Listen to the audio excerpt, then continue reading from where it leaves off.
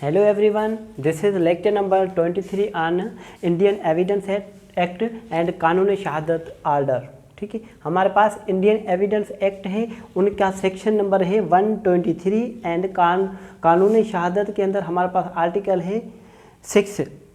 ठीक है डियर, अब हम उसके अंदर जो सेक्शन एंड आर्टिकल है उसमें पढ़ेंगे evidence is to affairs of state. अब हमारे पास अफेयर क्या होता है? Affair means transaction of public interest.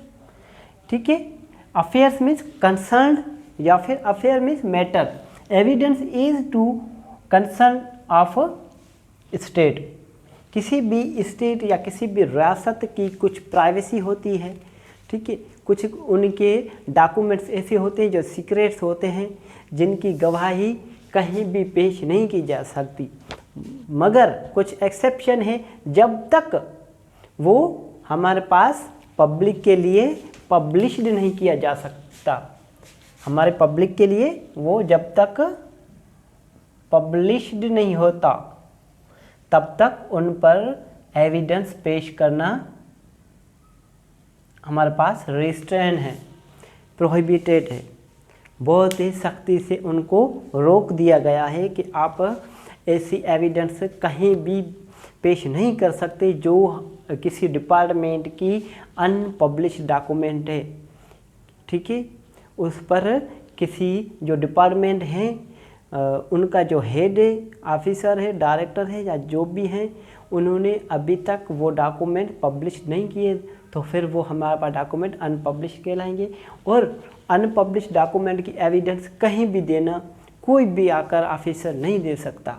ठीक है, जब तक वो पब्लिश ना हो जाए पब्लिक के लिए। ठीक है, तो आइए हम डायरेक्ट पढ़ते हैं। No one shall be permitted to give evidence. कोई भी हमारे पास किसी भी इंसान को इजाज़त नहीं कि वो एविडेंस पेश करे which is derived from unpublished official records, जो कि उन्हें अनपब्लिश्ड जो हमारे पास रिकॉर्ड है उनसे वो उन्होंने हासिल की है।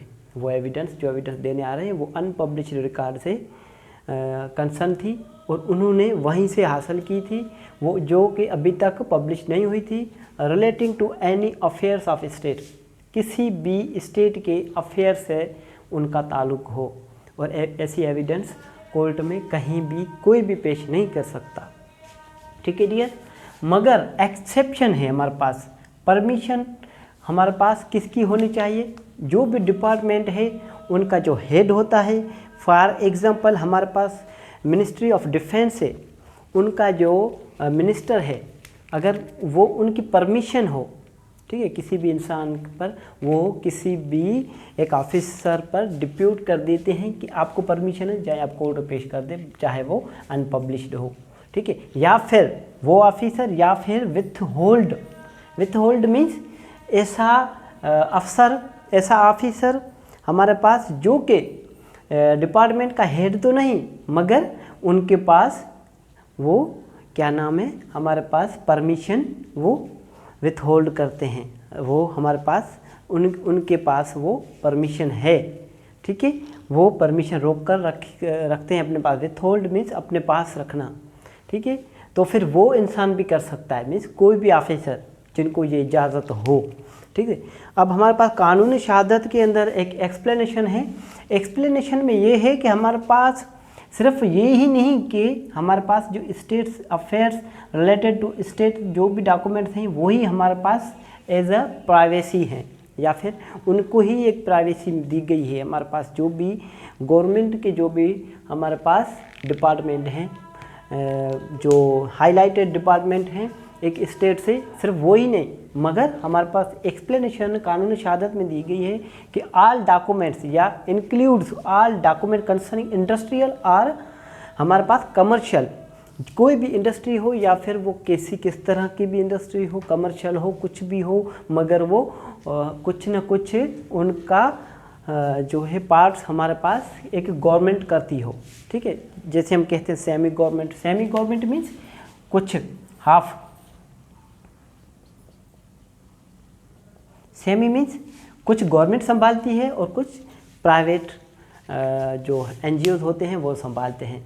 तो फिर हमारे पास जो भी इंडस्ट्री है या फिर कमर्शियल कोई भी फैक्ट्री वगैरह होती हैं जिनकी कमांड हमारे पास जो गवर्नमेंट होती है प्रोविंशियल या फिर फेडरल गवर्नमेंट उनके पास है, तो फिर उनकी जो भी डॉक्यूमेंट्स हैं वो भी हमारे पास सीक्रेट और उनको भी प्राइवेसी हासिल है। उनके भी अनपब्लिश्ड डॉक्यूमेंट से कोई भी एविडेंस पेश नहीं कर सकता है।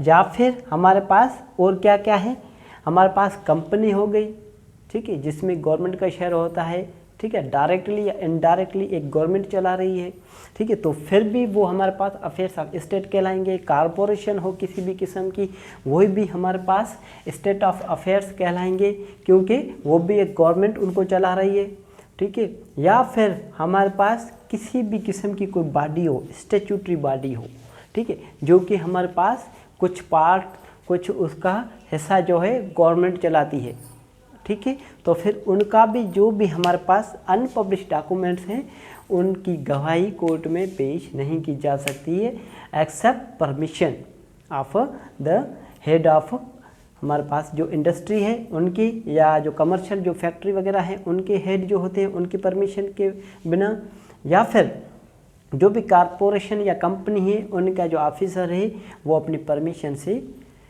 जो है एविडेंस पेश करा सकते हैं। बेसिकली हमारे पास ये जो सेक्शन है ये हमारे पास बेस करता है, एक हमारे पास लीगल मैक्सिम है, सालुस पापुली एस्ट सुप्रीमा लेक्स, ठीक है, ये हमारे पास लैटिन फ्रेसेस हैं जिनकी माना होती है public welfare is the highest law. Public welfare is the highest law. हमारे पास एक स्टेट के अंदर जो भी सिटीज़न होते हैं, जो भी उनके रिहाइश रहने वाले होते हैं, अगर उनकी भलाई के लिए कोई हमारे पास कानून होता है, उनकी भलाई के लिए अगर कोई कानून हम बनाते हैं तो फिर वो सब जो भी हमारे पास कानून है उन सब कानून से वो हाईएस्ट लॉ कहलाएगा। इसीलिए हम ये कहते हैं evidence as to affairs of state is हमारे पास क्या है, सीक्रेटेड है, ठीक है, इनको कुछ प्राइवेसी दी गई है, क्योंकि ये हम सब ये अगर एविडेंस एक्ट के अंदर या कानूनी शहादत के अंदर ये जो हमारे पास प्रोविजंस दी गई हैं तो क्यों दी गई हैं, ये हमारे पास पब्लिक वेलफेयर के लिए दी गई है।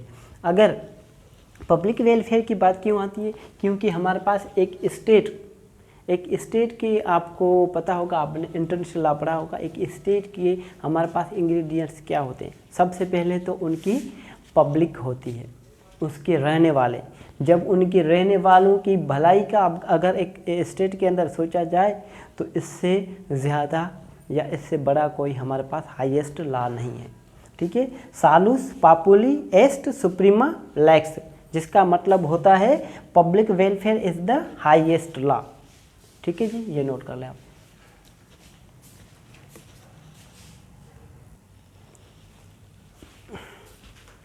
अब हमारे पास एक साइटेशन है पाकिस्तान की PLD 1992 supreme court page number 492। इसमें हमारे पास जो जस्टिस से हमारे पास ऑनरेबल, उन्होंने इसके अंदर इनका ऑब्जेक्ट बता दिया। हमारे पास जो सेक्शन है उनका ऑब्जेक्ट बता दिया कि इनका ऑब्जेक्ट क्या है। उनका ऑब्जेक्ट ये है कि हमारे पास जो इन सेक्शन में प्राइवेसी या फिर प्रिविलेज जो दी गई है वो ऑन द बेसिस ऑफ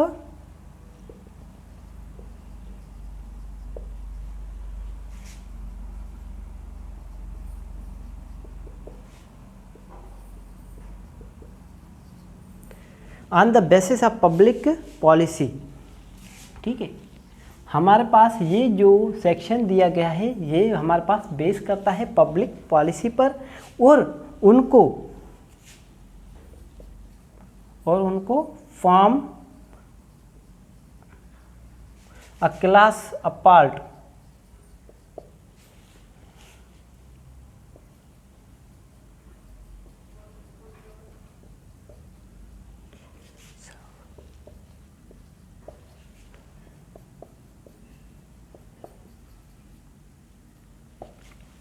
हमारे पास जो साइटेशन है PLD 1992 supreme court page number 492 92।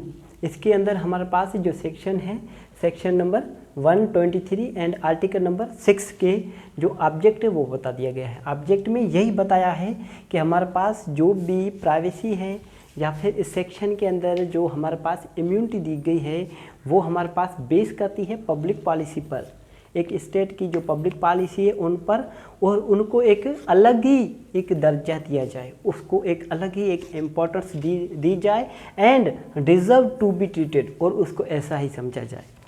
ठीक है डियर, ये हमारे पास एक साइटेशन है। इसके अलावा भी हमारे पास एक और साइटेशन है जो आप नोट कर लें।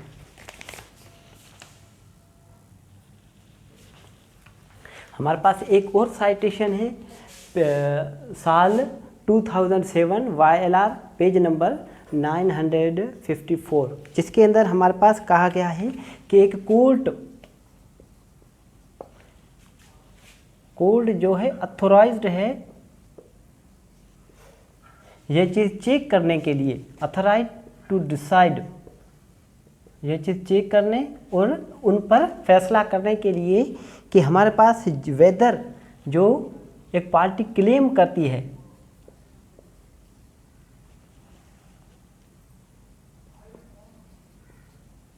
Weather privilege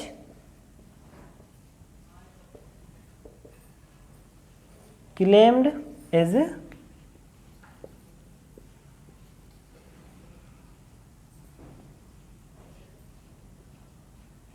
well founded or not.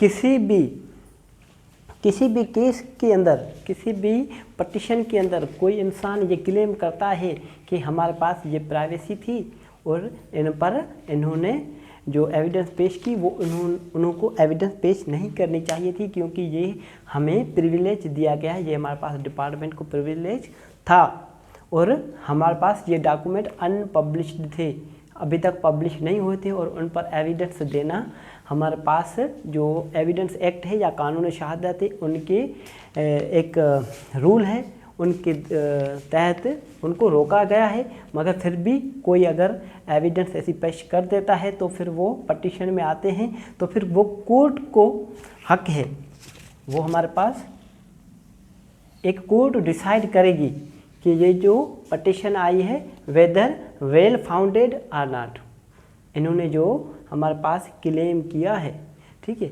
Weather privilege claimed, जो इन्होंने प्रिविलेज क्लेम की है क्या वो सही है या गलत है, वो हमारे पास कोर्ट डिसाइड करेगी।